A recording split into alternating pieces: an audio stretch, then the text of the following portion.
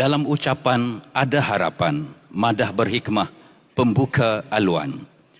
Yang berhormat Senator Dr. Zulkifli bin Hassan, Menteri di Jabatan Perdana Menteri Hal Ehwal Agama, dipersilakan menghadap dan memohon perkenan Seri Paduka Duli Yang Maha Mulia Paduka Seri Sultan Perak Darul Rizwan untuk menyampaikan sembah ucapan. Dengan segala hormatnya dipersilakan. Sallallahu ala Muhammad sallallahu alaihi wasallam sallallahu ala Muhammad.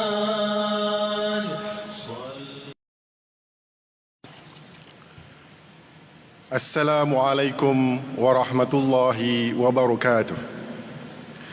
Alhamdulillahi rabbil alamin, nahmaduhu wa nashkuruhu ala ni'mahi wa nasta'inuhu wa nastaghfiruh. Wassalatu wassalamu ala ashrafil anbiya'i wal mursalin sayyidina Muhammad wa ala alihi wa sahbihi ajma'in, amma ba'd. Menghadap Duli Yang Maha Mulia Paduka Seri Sultan Perak Darul Rizwan, Sultan Nazrin Muizzuddin Shah Ibni Almarhum Sultan Azlan Muhibbuddin Shah Al-Maghfurah. Ampun tuanku, patih merafak sembah menjunjung setinggi-tinggi kasih atas limpah perkenan ke bawah duli tuanku berangkat mencemar duli ke Majlis Sambutan Ma'al Hijrah peringkat kebangsaan tahun 1448 Hijri bersamaan 2026 Masihi pada hari yang penuh barakah ini. Sesungguhnya keberangkatan ke bawah duli tuanku menjadi lambang keprihatinan dan dokongan berterusan terhadap usaha memartabatkan syiar Islam serta memperkukuh pembinaan ummah di negara ini. Ampun tuanku, patih mohon limpah perkenan Duli Yang Maha Mulia tuanku untuk meneruskan sembah ucapan alu-aluan patih kepada hadirin sekalian. Menjunjung kasih tuanku. Yang amat berhormat Datuk Amar Haji Fadilah bin Haji Yusof, Timbalan Perdana Menteri. Yang amat berbahagia Datin Amar Hajah Ruziah binti Muhammad Tahir. Yang berhormat Tan Sri Datuk Johari Dr. Johari bin Abdul, Yang di-Pertua Dewan Rakyat. Yang berhormat Jemaah Menteri dan Timbalan-Timbalan Menteri, Tuan Yang Terutama Duta-Duta dan Perwakilan Asing, yang berbahagia Ketua-Ketua Setiausaha Kementerian, Pegawai-Pegawai Kanan Kerajaan, para peserta kontingen, rakan-rakan media, serta tuan-tuan dan puan-puan yang dihormati sekalian.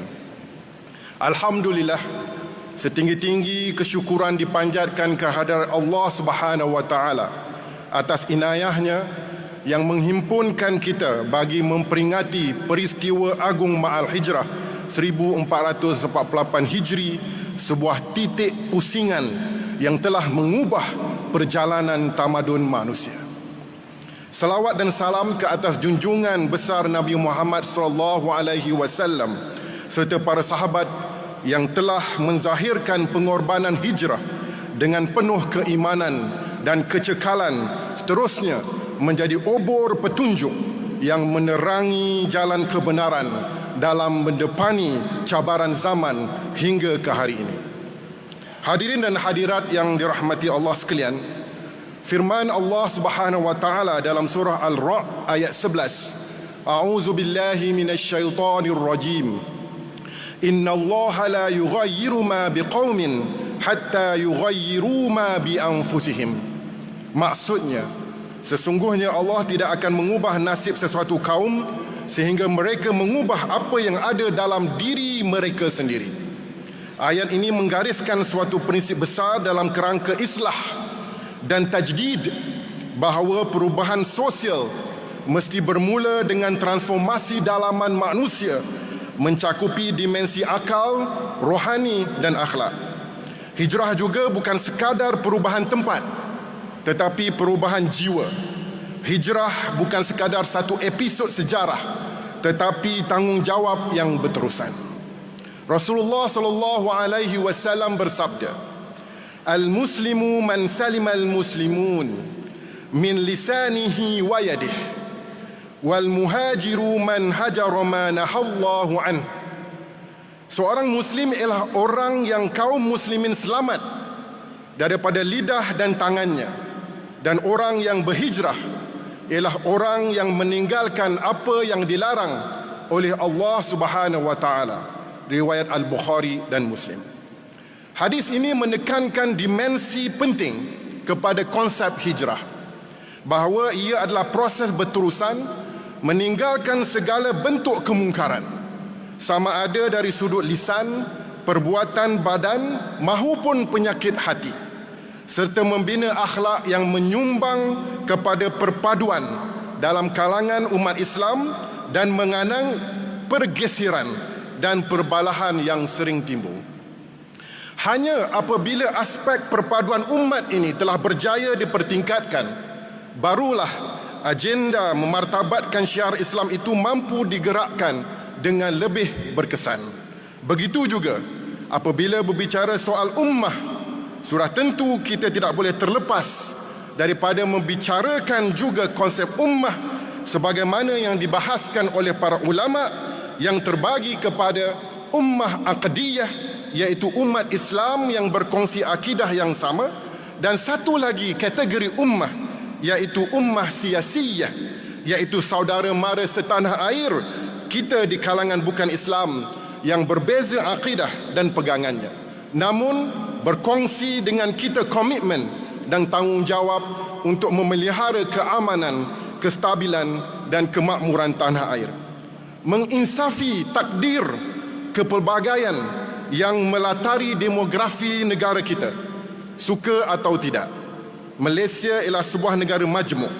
Justru sudah tentu Sahifah Madinah yang digagaskan oleh Rasulullah sallallahu alaihi wasallam selepas peristiwa hijrah merupakan contoh agung pembinaan sebuah masyarakat yang terdiri daripada pelbagai kabilah dan agama, namun dihimpun dalam satu kesatuan yang berteraskan keadilan, tanggungjawab bersama dan kesetiaan kepada negara.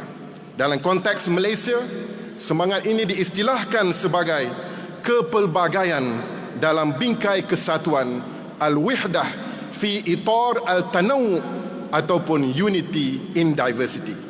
Saya menyeru agar kita semua merapatkan saf sesama kita, padam segala bara dan api permusuhan yang masih mendekam dalam sanubari kita.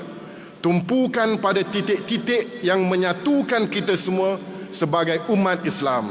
Bukankah Allah Subhanahu wa taala berfirman dalam surah Al-Hujurat ayat 10, A'udzu billahi minasyaitonir rajim.